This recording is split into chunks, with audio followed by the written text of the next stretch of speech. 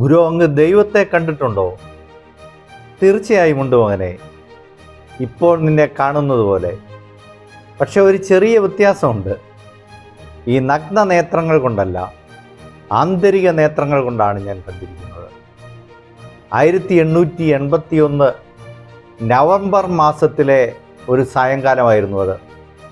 17 വയസ്സുള്ള സുമുഖനായ ഒരു ചെറുപ്പക്കാരൻ ആത്മീയതയുടെ ഉന്നത സോപാനങ്ങളിലെത്തിയ ഒരു ഗുരുവിനോട് ചോദിച്ച ചോദ്യമാണത്. ആരായിരുന്നു ആ ഗുരു എന്നറിയണ്ടേ? ശ്രീരാമകൃഷ്ണ പരമഹംസൻ. ഈ ചെറുപ്പക്കാരനോ നരേന്ദ്രനാഥ ദത്ത. നരേന്ദ്രൻ എന്നറിയപ്പെട്ട, പിന്നീട് സ്വാമി വിവേകാനന്ദൻ എന്ന് ലോകം മുഴുവൻ പ്രഘോഷിക്കപ്പെട്ട ചെറുപ്പക്കാരനായിരുന്നു. സംഭവം ഇതായിരുന്നു: വളരെ ആഢ്യത്വമുള്ള കൽക്കട്ടയിലെ ഒരു വീട്ടിലാണ് നരേന്ദ്രനാഥ് ജനിച്ചത്. അച്ഛൻ വിശ്വനാഥ് ദത്ത വലിയ ആത്മീയതയുള്ള മനുഷ്യനായിരുന്നു. അമ്മ ഭുവനേശ്വര ദേവിയും അതുപോലെ തന്നെ. പക്ഷെ കൽക്കട്ട യൂണിവേഴ്സിറ്റിയിൽ പഠനം തുടങ്ങി ഡിഗ്രി പഠിക്കുന്ന സമയത്ത് പാശ്ചാത്യ തത്വശാസ്ത്രങ്ങളും ചിന്തകളും എല്ലാം കൂടി ഈ നരേന്ദ്രൻ എന്ന് പറയുന്ന ചെറുപ്പക്കാരൻ്റെ മനസ്സിൽ ഒരുപാട് തരത്തിലുള്ള ആശങ്കകൾ സൃഷ്ടിച്ചു.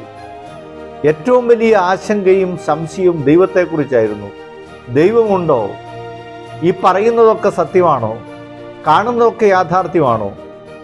വലിയ സംഘർഷം മനസ്സിലൂടെ കടന്നുപോയപ്പോൾ നരേന്ദ്രനാഥിന് തോന്നി താൻ കടുത്ത നിരീശ്വരവാദിയായി പോകും. ഒരുപാട് ആത്മസംഘർഷങ്ങളുടെ നടുവിൽ നിന്നുകൊണ്ട് കൂട്ടുകാരാണ് നരേന്ദ്രനെ ഈ പരമാചാര്യൻ്റെ അടുത്തെത്തിച്ചത്. ഈ ചോദ്യം തന്നെ ശ്രീരാമകൃഷ്ണ പരമഹംസനെ സ്വാധീനിച്ചു. സുമുഖനായ ഈ ചെറുപ്പക്കാരൻ്റെ ചുറുചുറുക്കും അറിയാനുള്ള ജിജ്ഞാസയുമൊക്കെ ഈ ഗുരുവിൻ്റെ മനസ്സിലിടം തേടാൻ ആ ശിഷ്യനിടയാക്കി.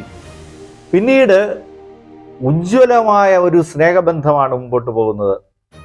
നരേന്ദ്രൻ ചോദിച്ച ചോദ്യത്തിനെല്ലാം ഉത്തരം കൊടുത്തുകൊണ്ടായിരുന്നില്ല ബന്ധം, മറിച്ച് സ്നേഹത്തിൽ അധിഷ്ഠിതമായ ഉഗ്രമായ ശക്തമായ ഒരു സൗഹൃദം വളരുകയായിരുന്നു. പക്ഷേ കാലം കുറച്ചു കഴിഞ്ഞപ്പോൾ 5 വർഷത്തിന് ഈ കണ്ടുമുട്ടൽ നടന്നതിന് 5 വർഷത്തിന് ശേഷം ശ്രീരാമകൃഷ്ണ പരമഹംസൻ ഇഹലോകവാസം വെടിഞ്ഞു. നരേന്ദ്രൻ്റെ കുടുംബത്തിലും ഒരുപാട് പ്രശ്നങ്ങളുണ്ടായി. കുടുംബത്തിൻ്റെ ചുമതല സ്വന്തം എടുക്കേണ്ടി വരുന്ന ഒരു സാഹചര്യം ഉണ്ടായി. അപ്പോഴും വലിയ സംഘർഷം ഉണ്ടായി. എല്ലാം ഉപേക്ഷിച്ചിട്ട് കുടുംബത്തിൻ്റെ ഭാരം ഏറ്റെടുത്ത് പോണോ, അതോ തൻ്റെ സ്നേഹധനനായ ഈ ഗുരുവിൻ്റെ പ്രബോധനങ്ങൾ ലോകം മുഴുവൻ അറിയിക്കണോ? ശക്തമായ ആത്മീയ സംഘർഷങ്ങളുടെയും സമരത്തിൻ്റെ ഒടുവിൽ നരേന്ദ്രനാഥ് ഒരു തീരുമാനം എടുത്തു. ശ്രീരാമകൃഷ്ണ പരമഹംസൻ്റെ പ്രബോധനങ്ങൾ ഞാൻ ഇറങ്ങിയില്ലെങ്കിൽ അത് നശിച്ചു പോകും. അതുകൊണ്ട് അദ്ദേഹം തീരുമാനിച്ചു 15 യുവാക്കളെ ഒരുമിച്ച് കൂട്ടി കൽക്കട്ടയിലെ ഒരു ആശ്രമത്തിൽ 24-ാം വയസ്സിൽ അദ്ദേഹം സന്യാസത്തിൻ്റെ ഔദ്യോഗികമായ വ്രതങ്ങൾ എടുത്തു. അദ്ദേഹം ഈ വ്രതങ്ങൾ എടുക്കുമ്പോഴും പിന്നീട് മുമ്പോട്ടുള്ള ജീവിതം ചിട്ടപ്പെടുത്തുമ്പോഴും ഒക്കെ ബൈബിളിൻ്റെ ഉഗ്രമായ സ്വാധീനം ഉണ്ടായിരുന്നു.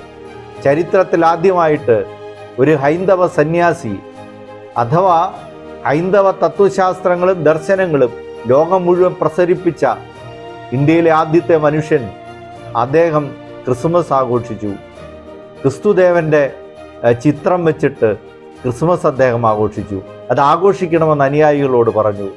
അദ്ദേഹം പറഞ്ഞു, എൻ്റെ മുമ്പിൽ ക്രിസ്തു ഇപ്പോൾ പ്രത്യക്ഷപ്പെട്ടാൽ ഞാൻ അദ്ദേഹത്തിൻ്റെ പാദങ്ങൾ കണ്ണീര് കൊണ്ടല്ല രക്തം കൊണ്ട് കഴുകിക്കളയും. എന്നിട്ട് ഒരു സമയത്ത് അദ്ദേഹം പറഞ്ഞു, ദൈവദർശനങ്ങളിൽ ഏറ്റവും മുൻപന്തിയിൽ ഒരുപക്ഷെ എനിക്ക് പ്രതിഷ്ഠിക്കാൻ പറ്റുന്നത് ക്രിസ്തുവിനെയാണ്. അത്രമാത്രം ക്രിസ്തുവിനോട് വലിയ ആരാധന ഈ സ്വാമി വിവേകാനന്ദനുണ്ടായിരുന്നു. പിന്നീട് 27-ാം വയസ്സിൽ അദ്ദേഹത്തിന് തോന്നി പരസ്യ ജീവിതത്തിനുള്ള സമയമായി. അദ്ദേഹം തോളിലൊരു സഞ്ചിയും തൂക്കി ഇന്ത്യയുടെ ആത്മാവ് തേടി ഇറങ്ങിയാണ്. ഇറങ്ങിയപ്പോൾ മനസ്സ് മുഴുവൻ വലിയ ധർമ്മരോഷം കൊണ്ട് അദ്ദേഹം ജ്വലിച്ചു. കാരണം ഒരുപാട് പാവപ്പെട്ട മനുഷ്യർ അവർ ചവിട്ടി അരയ്ക്കപ്പെടുകയാണ്. അവരവരുടെ കുടിലുകളിൽ ജനിച്ച് മരിച്ചൊടുങ്ങിപ്പോയിക്കൊണ്ടിരിക്കുകയാണ്. അതുകൊണ്ട് അദ്ദേഹം പറഞ്ഞു, ഇന്ത്യയുടെ ശാപം ദരിദ്രരെ ശ്രദ്ധിക്കാത്തതാണ്. കേരളത്തിൽ വന്നിട്ട് കേരളത്തെ ഭ്രാന്താലയം എന്ന് വിളിച്ചു. പിന്നീട് 1893 കാണുന്നു ഗോവയിലെ കത്തോലിക്ക സെമിനാരിയിൽ ഒരുപാട് കാലം പഠിച്ചതിന് ശേഷമാണ് 1893 പോയി ചിക്കാഗോ മത മഹാസമ്മേളനത്തിൽ ഉജ്ജ്വലമായ പ്രഭാഷണം നടത്തുന്നത്. അമേരിക്കയിലെ എൻ്റെ സഹോദരീ സഹോദരന്മാരെ എന്നുള്ള ഒറ്റ വിളിയിൽ തന്നെ അമേരിക്കയുടെ ഹൃദയത്തെ അദ്ദേഹം കീഴടക്കി. ആ പൊതുജന സമ്മതത്തിനെ മുഴുവൻ കീഴടക്കി. അദ്ദേഹത്തിൻ്റെ പ്രസിദ്ധമായിട്ടുള്ള പ്രബോധനം ഇതാണ്: ഉത്തിഷ്ഠത, ജാഗ്രത, പ്രാപ്യവരാൻ നിബോധത. ഉണരുക, എഴുന്നേൽക്കുക, ലക്ഷ്യത്തിലെത്തുന്നത് വരെ നിൽക്കാതിരിക്കുക. ശക്തമായിട്ടുള്ള പ്രബോധനം. ജനുവരി 12, 1863 അദ്ദേഹം ജനിച്ചത്. അതുകൊണ്ട് ജനുവരി 12 ഇന്ത്യയുടെ ദേശീയ യുവജന ദിനമാണ്. ലോകത്തിൽ ഏറ്റവും അധികം യുവജനങ്ങളുള്ള നാടാണ് ഭാരതം എന്ന് പറയുന്നത്. ഭാരതത്തിൻ്റെ ആവറേജ് പ്രായം 27 വയസ്സാണ്. അപ്പോൾ ഈ യുവജന ദിനം സ്വാമി വിവേകാനന്ദൻ്റെ ജന്മദിനമാണ് എന്നോർക്കുക.